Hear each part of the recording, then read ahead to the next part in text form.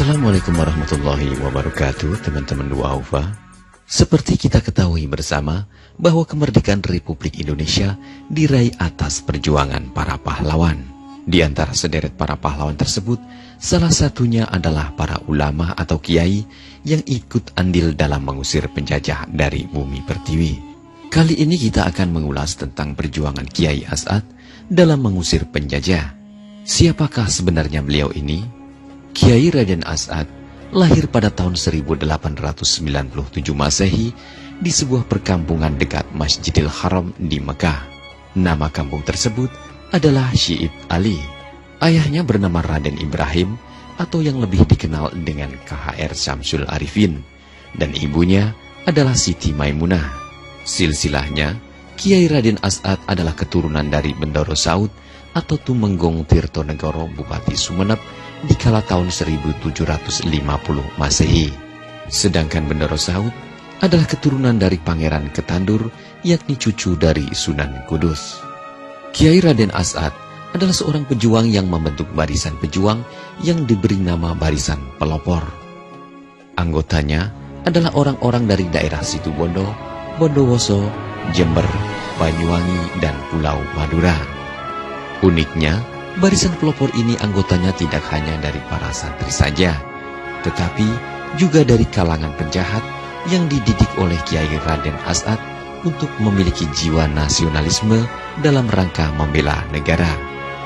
Beliau berjuang di masa pendudukan Belanda, pengusiran terhadap tentara Jepang, dan penumpasan gerakan 30 September yang didalangi oleh Partai Komunis Indonesia.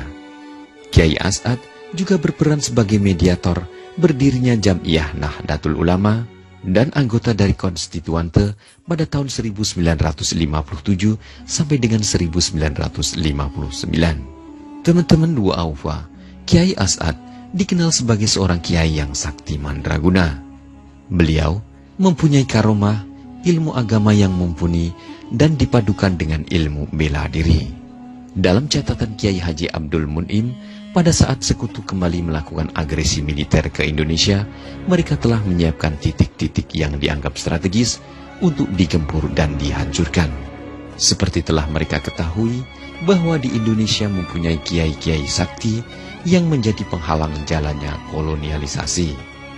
Teman-teman du'afa, pada saat pesawat Belanda mencari posisi pesantren Kiai As'ad, beliau menyembunyikan keberadaan pesantrennya dengan wasilah menaruh songkok atau peci beliau di halaman pesantren, serta menyuruh para santrinya untuk memagari pesantren dengan benang.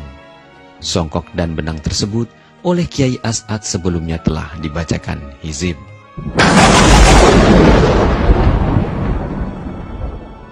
Dan bisa ditebak, pesawat Belanda tidak bisa menemukan jejak keberadaan pesantren Kiai As'ad, dan tank-tank Belanda pun tidak mampu mendeteksi keberadaan pesantren tersebut.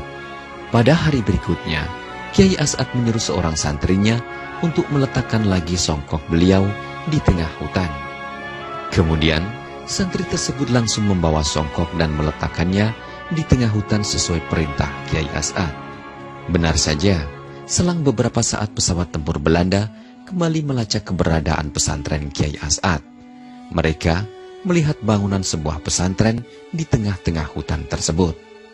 Akhirnya, Belanda menghancurkan pesantren tersebut dengan membombardir sampai luluh lantak.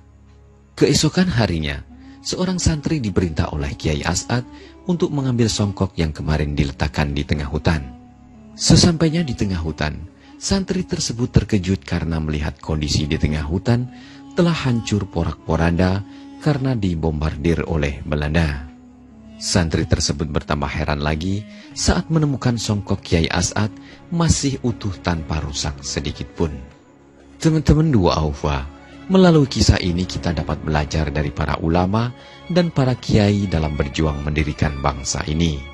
Tidak hanya berbekal pikiran dan kekuatan fisik, namun juga disertai mujahadah pada Allah Subhanahu wa Ta'ala, baik melalui ibadah-ibadah, misalnya tirakat, berpuasa, wirid, dan hizib.